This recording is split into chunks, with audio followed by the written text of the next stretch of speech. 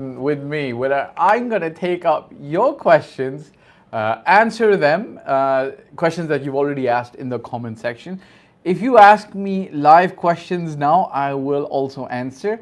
I'm live both on YouTube and on Instagram. Everybody who's joined me on Instagram, finally I've got my phone here and it's going to work perfectly. So everybody who's joined me on Instagram, Mohammed Tawsif, Hashmi Uzair, and one other person right now, I can't see the name, why not? Welcome. Thank you very much, guys, for coming on live here. Check this out, okay? What we're going to be doing is, first, I'm going to be addressing real estate agents. I'm going to talk about the importance of networking for them and how critical it is. We've got the new merch pen, so we're going to hold that, work with that. I'm going to talk about how critical, okay, wave back to you, Fahd Dawood, Unmat Chitra from Instagram, wave to you as well. Welcome. So I'm going to talk about how critical, or well, not critical, how important it is for real estate agents to be out there networking with other agents, okay? Not just with other clients, but also other agents.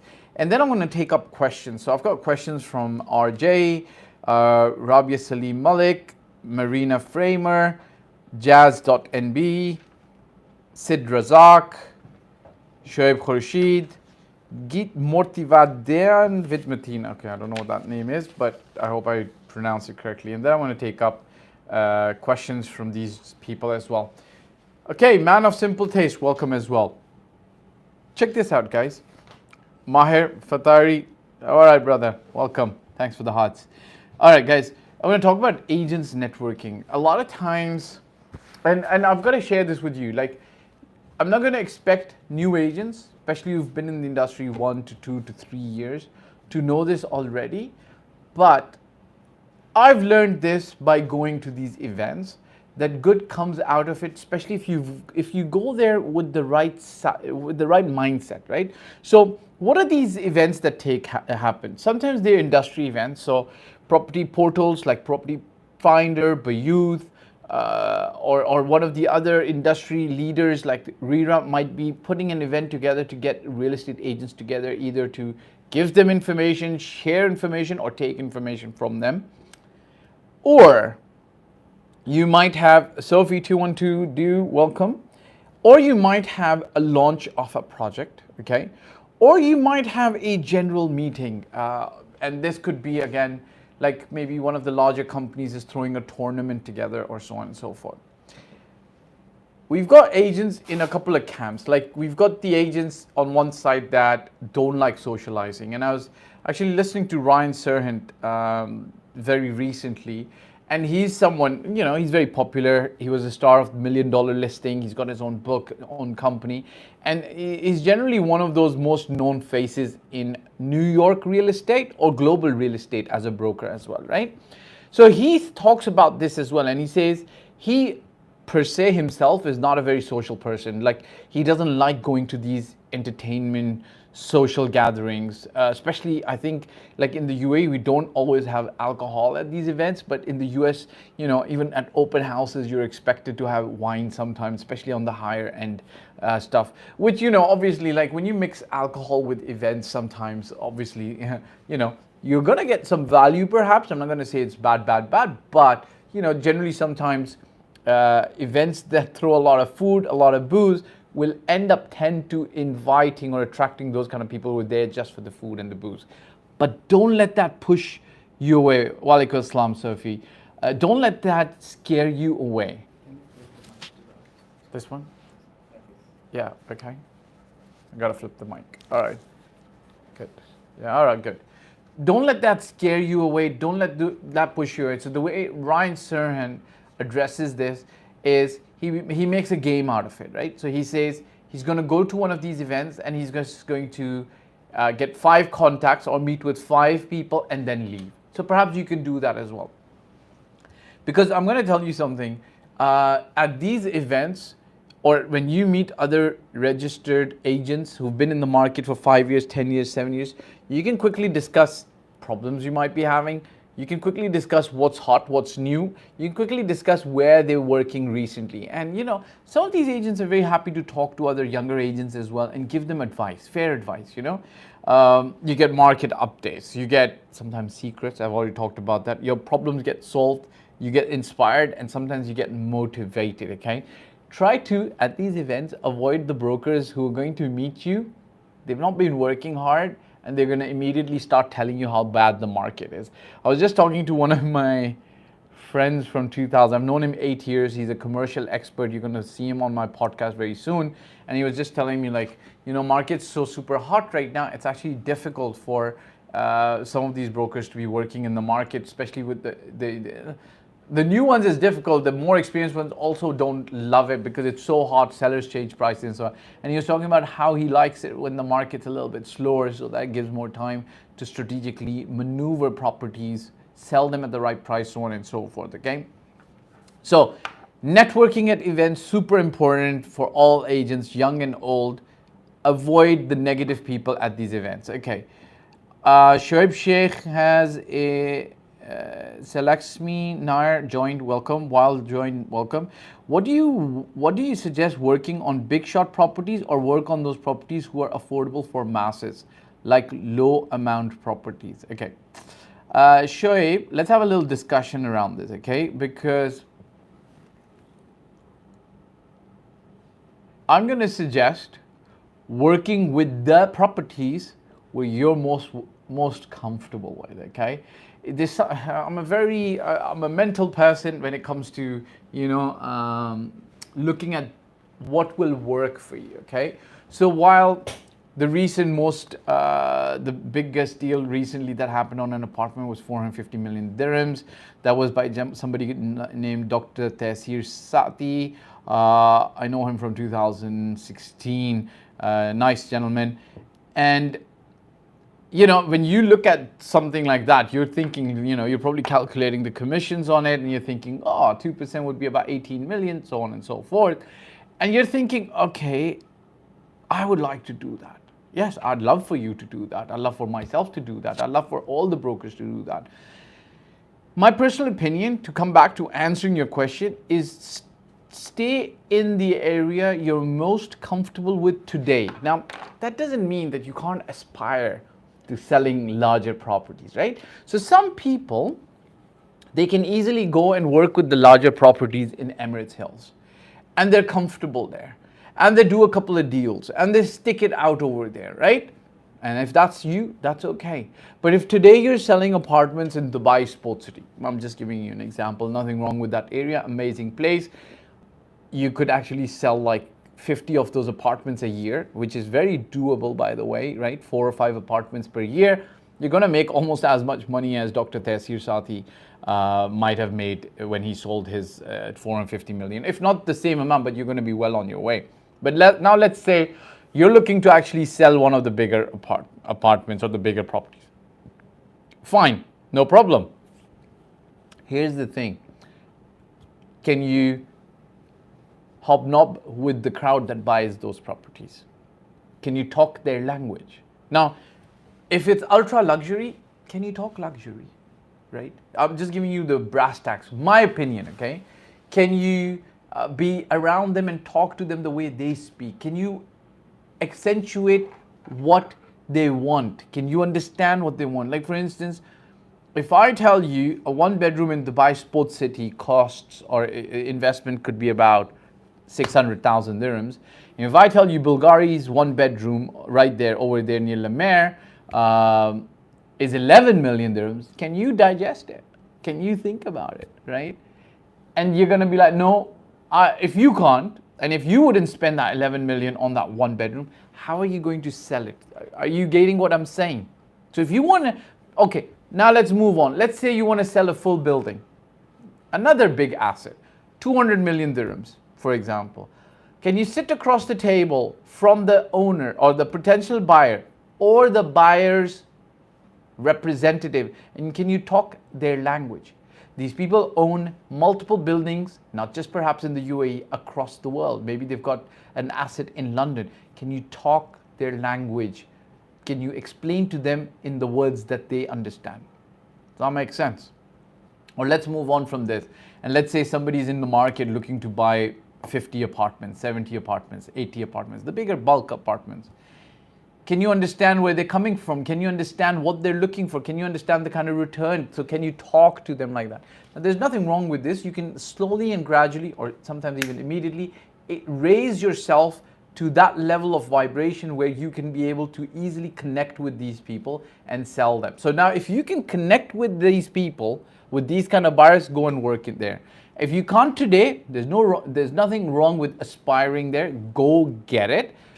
If not you, but if somebody travels in economy today, there's nothing wrong with them aspiring to go business class. And perhaps you could, and this is now I'm going to give you an idea, right? Perhaps you could do business class on a short haul, right? So let's say if you're used to flying somewhere, I don't know, spending about 2,000 dirhams on your airfare, and you want to get into business class, perhaps you should just spend about 4,000, 5,000, 7,000.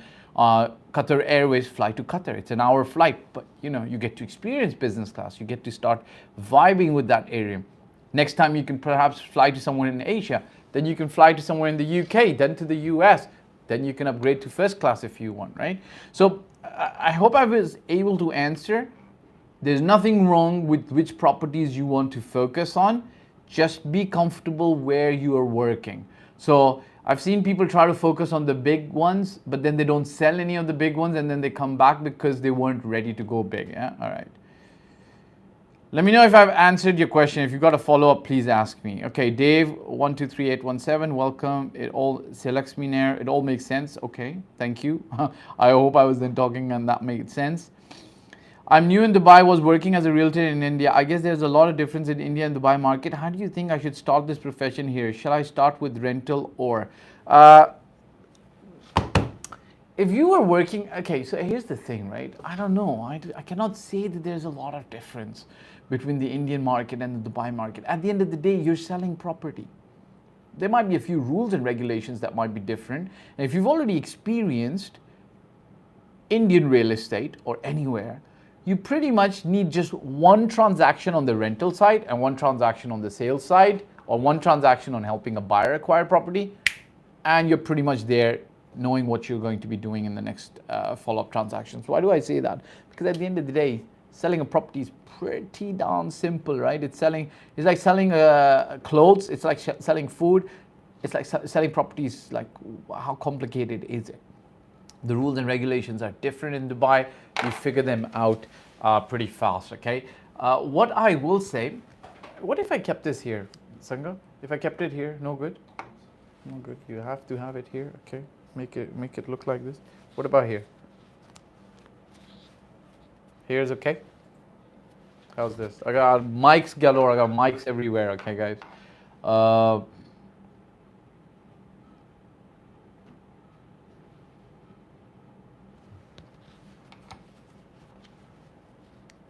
No good here. Sorry guys for that interruption. Just trying to make sure we look good as well while we're on this live. So Lakshmi, what should happen is you should join a decent company, good company. You should be able to do a rental in 1 month and then get your first sale ideally within the first 3 months, okay? Well, maybe 2 months because the market's hot right now. Bearded gin lover, what will you suggest new agents for networking, as usually the seasoned ones seem least interested in chatting, answering petty questions? Not everybody, right? I'm answering your questions here, but I'm doing it in a format that allows me the flexibility to answer as many questions as possible. There are good ones out there. Just go look for them. If you're good, how do I say this? If you're a person who would help others, you will find, now I'm being very altruistic, philosophical. If you're a person who helps others, you'll find others who will, in your time of need, help you. Does that make sense or no? No? Does it make sense to my team? They don't care. I personally think, like, if you're somebody who stands out there, so think about it, right? Bearded gin lover. If you were one of the experienced agents, would you turn around and help other younger agents? Question for you. And if you say yes, then that's the right attitude, and I believe you will find others who will also help you. And then if you find one or two who don't answer your question, don't lose heart. Just have an open mind, have an open frame, and go and look for them. Like, you don't have to be coy about it. You don't have to buy them coffee, dinner, wine them, dine them. Be very upfront about it. The first place to start is your own company. Like the company where you go and join, that's the first place where you start assessing, like the senior agents over there, like hang with them, talk to them, drive them home, go on listing appointments with them, like ask them, can I just shadow you? Do some work for them, right? And I'm not saying do the work for free. Pay, like, do work for them, like closing a deal that they would generally not look at, and then let them keep the larger share and you take the smaller share. So you're actually letting them make money off the help that you're giving them. Okay, thanks for the detailed response. Okay, Shoaib Sheikh, thanks for the. Okay, so if this answered your question, I'm very happy. Sophie 212, due out of the country, are there any valid information about investor out of Indonesia? I'm not sure exactly what you're referring to, but you can reach out. There's my WhatsApp number. You can reach out to us, and then we'll be happy to help you. All right. Shall we take on the questions that some people have asked in the comment section? Is it okay? Can we do that now? Yeah? All right, good. This is actually a lengthy question, but I'm going to try to answer. So Lakshmi Nair, thanks for the response. You're welcome. Very, very welcome. So this is gentleman RJ. He asked a question a week ago. What is the process in transferring of title deed in trustee DLD office? Please advise as first-time foreign buyer. Okay, this is a rather lengthy process. I do suggest that we make a video on this, but I'll give you a short answer at this stage, okay? Listen, RJ, what's going to happen is, before you go to the trustee office, you've already made something called a Form F, okay? What is a Form F? Form F in Dubai is the final agreement signed between the buyer and the seller about what property is going to be sold, at what price, what are the terms, the conditions, what are the payment mode, and when are they going to be paying, so on and so forth.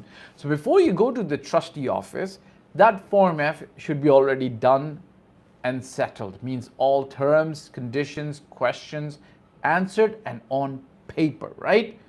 That's the first thing. If that's done, most of the work's already been done. And now what's going to happen is your broker, your agent's going to coordinate an appointment for yourself as the buyer or seller and himself to be available at a convenient trustee office. I think there's maybe 10 plus trustee offices around Dubai still. The trustee office is the land department appointed registered agent to conduct the transfer of the property from one hand to the other hand and transfer of money from one hand to the other hand, okay? So they're going to sort out an appointment based on your convenience and your schedule, keeping in mind everybody needs to be there or the power of attorneys need to be there. You show up on the day, the broker or the agent ideally is there an hour before to smooth things out, submit all documents. He, before you go to the trustee office, is going to ask you for copies of the final payment manager's check, the agency fee manager's check, the Dubai Land Department registration fees, so on and so forth, as a manager check. They're going to ask you for all of that in advance so that when they go there, they're going to submit all the documents an hour in advance before you show up, okay? Agents come in all forms, shapes, and punctuality. Some agents will reach there after you. Some agents will be there 2 hours before to make sure things are going really well. The super busy, super busy, not necessarily the super good agents, will end up being late. That's not good. They should be there before you.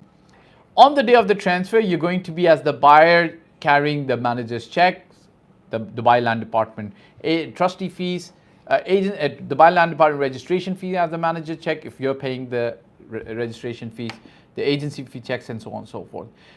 Something else that's peculiar and is going to happen at the time of transfer is that if it's an apartment or a property where the service charges have been already prepaid by the seller, you as the buyer are going to refund the seller from the day of transfer the service charges because they've prepaid it.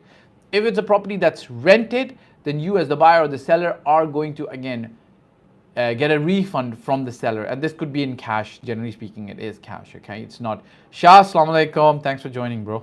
Send us some agent-oriented questions. Maybe some of the younger agents can learn. So, guys, all those who are looking for a younger senior agent, Shah DXP1, he's been in the market for I think 15 plus years. So, you know, find him on Instagram and then request him for some mentorship opportunities, and then do something for free for him where he can make money. Okay, guys. So at that time, once you've reached the place, all you have to do at that stage is wait for the appointment to happen. You will be given, you'll be called into the trustee officer's room. The buyer will sign, the seller will sign, and what's going to end up happening is the checks get exchanged at this stage, and after the checks get exchanged, you've made the signature. The trustee office uploads all the documents to the land department's internal system, where a land department officer again reviews all the documents. They will approve, and the new title deed gets issued to the new buyer. Okay, guys? So that's the process.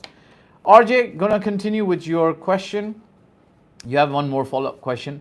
What care should be taken by purchaser as buyer holds big amount of managers check? Look, Dubai is a pretty safe country. If you're holding managers checks, nobody else pretty much can do anything with those managers checks, okay? Because they're addressed out to a certain entity, right? So relax. And if you're still very, very worried, use a conveyancing company, okay? There's a few conveyancing companies out there.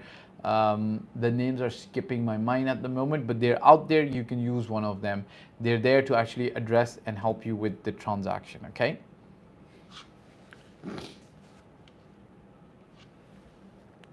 Okay, next question. Rabia Salim Malik, hi, could you please let me know how expats can get permanent residency by buying a property in Dubai? What area is worth buying? Highly appreciate your assistance in this matter. Thank you. You're welcome. So the minimum investment in Dubai at the moment is 750,000 dirhams, which is approximately $230,000 roughly. What area you would choose to invest depends a lot on your situation, what you're looking to do, how much money you have. Do you want to resell? Do you want to live over there yourself? Do you want to rent it out? Do you want to gain a lot of capital appreciation? So on and so forth. So a lot of it depends on how and what your situation, your financial stability, and your outlook is. Before I can tell you what's the best area. But you know, for 750,000 dirhams, if you're looking at buying, let's say, a 1-bedroom or a 2-bedroom, you would target some of the outer skirts. Okay, we're looking at, you know, JVC, Sports City, Arjan. If you're looking to settle for a studio for 750,000, you might be able to pick up a studio in Business Bay, not in the most prime building, but somewhere in the outer areas of Business Bay, keeping in mind that Business Bay is right next to downtown and it is a good place to invest, okay?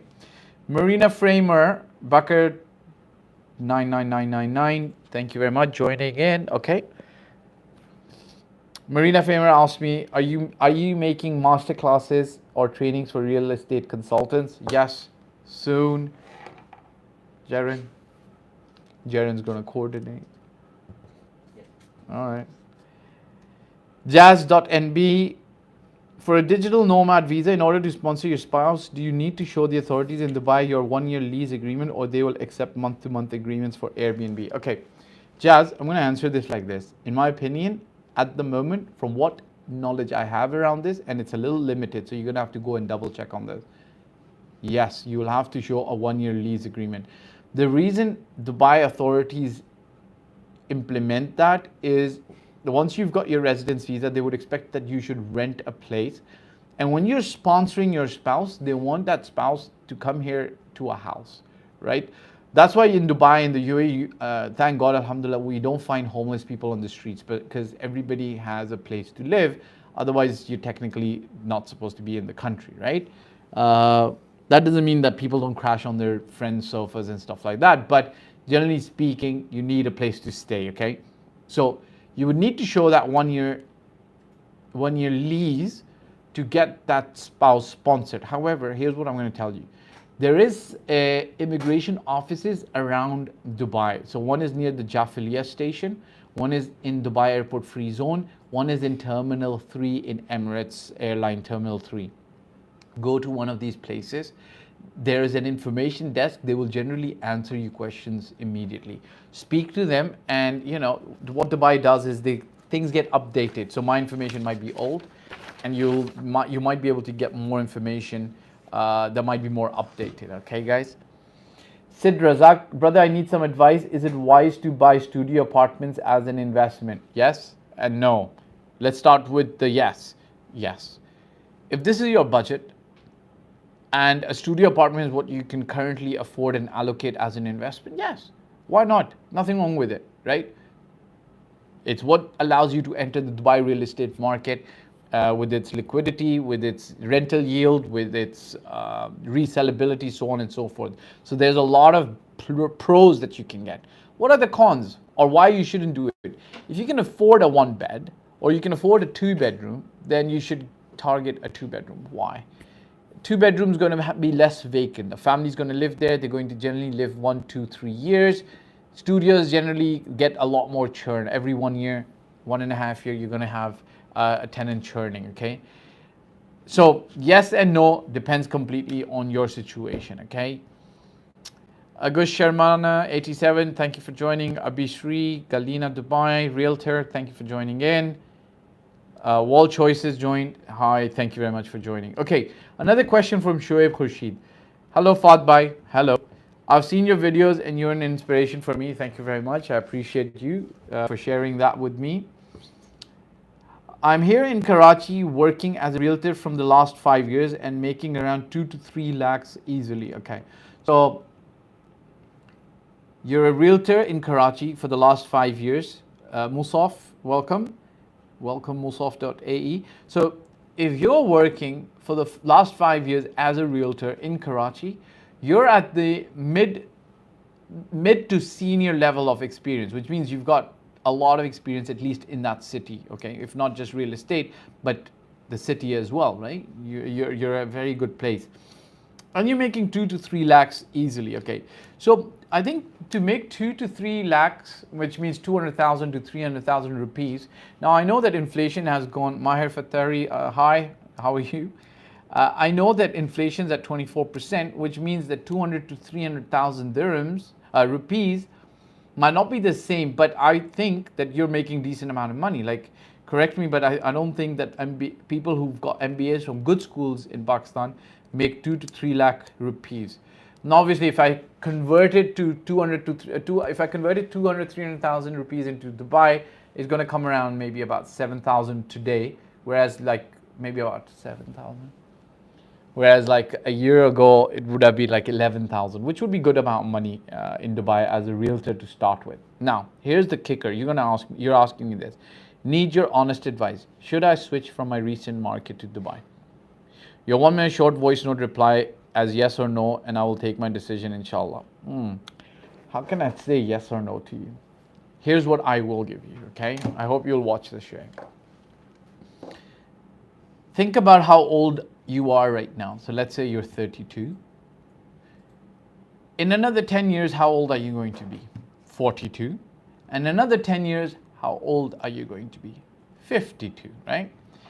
Now close your eyes for a moment.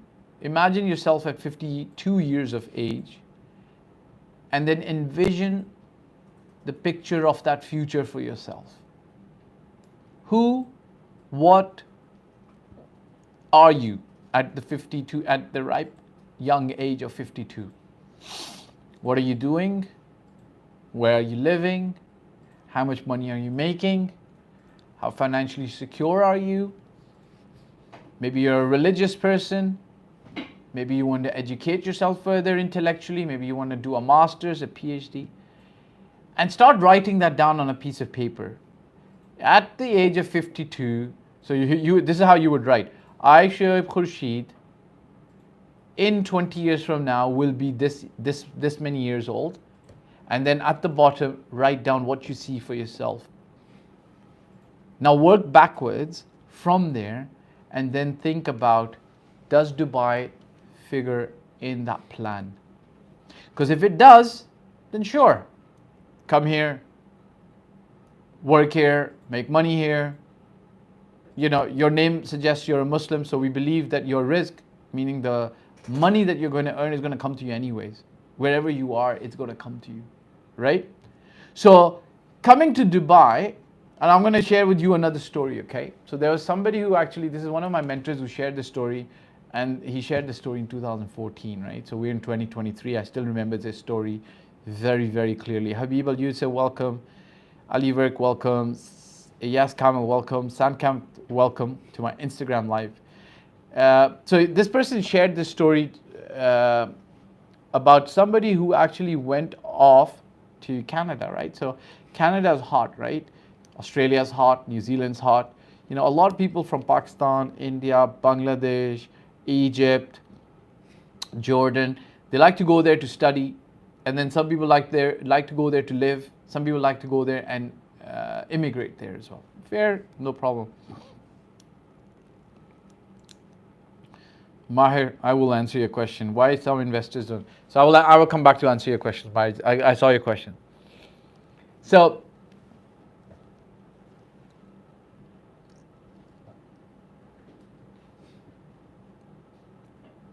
this gentleman went to Canada from Pakistan.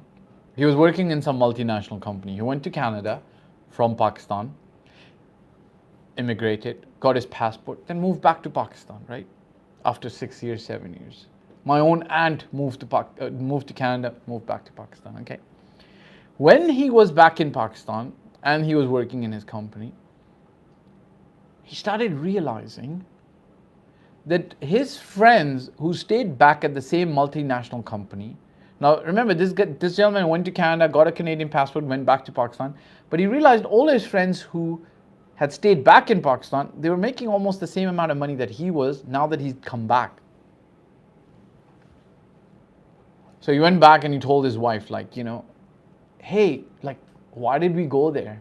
You know, they missed out on weddings. Some people died perhaps while they couldn't come, you know. Traveling from Canada is like a day travel, so sometimes you can't make it if somebody passes away. But certainly you might miss weddings and so on and so forth, because how many times is somebody who's employed in Canada going to travel back and forth to Pakistan and Canada? So when he was talking to his wife and he said, hey, you know, like, this is what happened, and the guys who were here the last 6, 7 years, they're making the same amount of money or even more. And this, his wife said, I used to always tell you we should not go, right? So I personally think whether you move to Dubai or not is a more life decision, not just about money. Okay, I know that Pakistan is going through a certain tough time right now. You guys are facing the brunt of it, but if you're gonna move here, be homesick, and be thinking about just going back home after 4 or 5 years, know this, that the city that you know very well, you're gonna uplift yourself and your roots out of there. Going back and then re-establishing yourself is going to be another gigantic effort. But if you don't see yourself ever going back and you're just going forward, perhaps from Dubai you go to Canada, never look back, different story, then you should come. But if you're going to go back and forth, then I think you shouldn't. Okay, Mahir, let me answer your question. Why some investors don't like to list, and is there any way to sell without listing? So I'm going to ask you a question, Mahir. Why do you think that the investors don't want to list the property? Yeah, let's hear Mahir's answer. What do you think, Mahir? In the meantime, I'll take another question. So I'm going to ask you a question, Mahir. I want you to answer this. Why do you think, I don't know if he's still there or not, but why do you think, we still have about 10 minutes, 5 minutes. Why do you think that some investors don't like to list properties? Or maybe they don't like to list properties with you, or whatever the case is. I want to hear your answer and then I'll give you mine. Until then, I'll take a question. Muhammad Kamil, Realtor Saqib joined. Okay, welcome guys. Assalamu alaikum. Okay, this is a question. Get motivated with Mateen. Assalamu alaikum. I really admire your work. Thank you very much, Mateen. I appreciate it as well, by the way. Thank you for your admiration. Jazakallah khair. Recently, I've come across your videos when I was searching how to be a real estate agent broker, and your content is very useful. I'm very glad that it's been useful for you. If I have to talk about me, I am Mohammed Mateen Basha. Okay, thank you for your full name. A final year student who's yet to write his final exam. I'm really obsessed to make lots and lots of money. Okay, nothing wrong with that. They will get many agents calls. Okay, Maher, I like your answer. What else, Maher? Keep coming. Keep bringing your answers. So I'm going to address yours. And as a fresher, could I start my career as a realtor? Yes, you can. And would you be my mentor? At some stage we'll start a mentoring course. Still, I'm not starting to earn, and I believe I can save more money after getting some job. Then come to Dubai. So for now, what could I do to enhance my skills in real estate? You should go into real estate in your own city. Okay, go and do an internship. Go and become a personal assistant to a broker. Go and actually help somebody, even if you have to do it for free. Like, there is going to be no substitute to you getting actual real live experience in real estate. So I can't tell you to read books.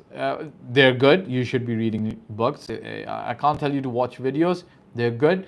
They're motivating. Sometimes there's information, but you need to go in there to learn. So before you move to Dubai, that's going to be number one. Also, you asked me, and as a fresher, could I start my career as a realtor in Dubai? Yes, absolutely, you can. It's challenging. People in Dubai, in generally, the big, better companies don't like to hire inexperienced, fresh off the press people. Generally, it's because they lack experience. Perhaps they don't have a driving license, and so on and so forth. But never say never. If you can get your foot in the door in one of the companies who will give you a chance. Dubai still gives chances to agents, generally speaking, because still there's a lot of companies who don't pay basic salary. So you're on zero salary. If you sell something, you will get part of the commissions. Okay, so if you can get a chance to get into one of those companies, but bring the experience from back home, you will be okay. You'll be able to go on. Would I be your mentor? I'm not taking on one-on-one mentorship situations with anybody at the moment. We will have a program, Jaron, at some stage, which you'll be able to join. It could be a 3-day class or a 3-day program, something like that. Okay, let me answer Maher. So your question, Maher, which is a good question, why some investors don't like to list, and is there any way to sell without listing? And then I asked you why they don't list, right? And then you said they will get many agents calling them. Yeah, absolutely true, right? So first of all, let's assess. So there's two parts to this, okay, Maher? First, two parts. You asked me, can we sell without listing? Yes, and I'll tell you how. The first part is why they don't want to list. Two parts. Why don't they want to list? You said they've got many agents calling them. This could be one reason. Maybe they don't want to sell. Maybe they're not a real motivated seller. I just met a friend of mine over the weekend who's bought a property, and he's a new owner in Dubai, and he's bought a 1-bedroom for maybe about 1.2, and he's getting agents calling him. What's happening? And I told him, like, listen, it's a good property. You're not just going to sell. End of story. But he wants to tease the agents. He's like, Fahd, I bought it for 1.2. If somebody brings me 1.8, why not? I'm still not going to, because he trusts me, he's going to ask me. I'm still going to tell him don't sell, because buying a similar asset is challenging. But you know what? Some agents are going to play with him. They're going to tell him, yes, we've got a buyer for 1.8 just to get a listing. He's going to get burnt once or twice, and then he's going to understand that some agents out there lie. The other part, you as an agent should understand that they're also just playing around in the market. They're not serious sellers, because if somebody was super serious to sell, like I remember back in 2009, I was a power of attorney on a plot of land in Dubai, and we needed to sell. Every agent I spoke to who said, hey, could you verify and send me the documents? I would email them everything. Power of attorney, title deed, my passport copy, owner's passport, everything. I'd be like, yeah, here you go, right? So if the person's a real seller, they're going to share with you, they're going to allow you to list. Now, how are you going to find out if they're a real seller or not? Remember, this is what I tell all the agents: close the gap, close the gap, close the gap. A lot of agents are talking to other owners on the phone, some over WhatsApp, some over email. Listen, the agent that succeeds is the one who gets the closest to the owner to get the most accurate information from them, which you do by sitting in a meeting face to face or a Zoom call face to face again. And then go through a list of questions to identify why they want to sell and if they're a real motivated seller or not. And it's a very simple way to assess that. Like, if they're really motivated to sell, all you've got to do is ask them about their expectations on current market price, and then tell them the market price and then see how they react.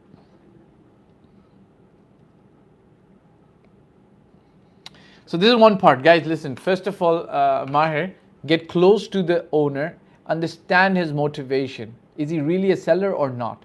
Because he might not be a seller. Maybe he's got a friend who's an agent and he doesn't want to give you a listing. He just wants you to work on it. At least you'll know. Get to the bottom of the truth.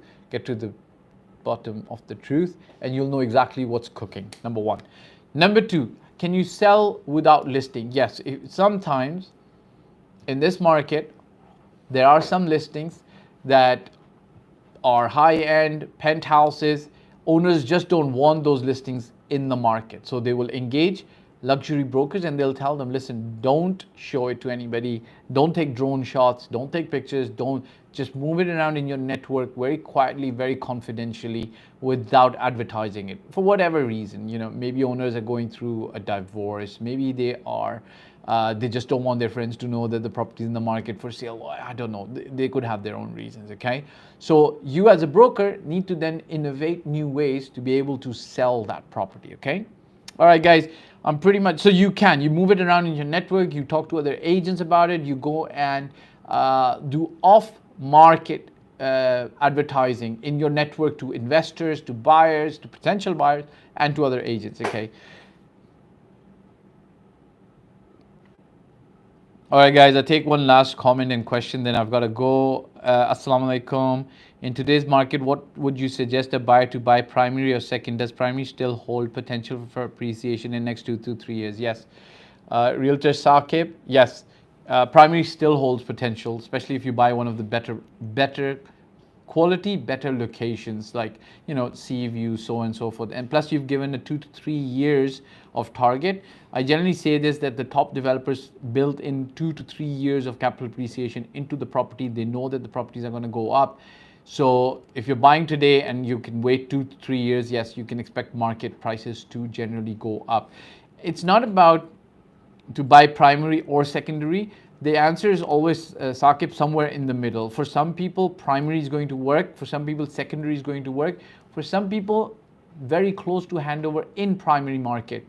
In secondary, in primary, that's going into the secondary market is going to work. So it's case-to-case basis, and you've got to dig deals for the buyers. I assume you're talking about buyers, right?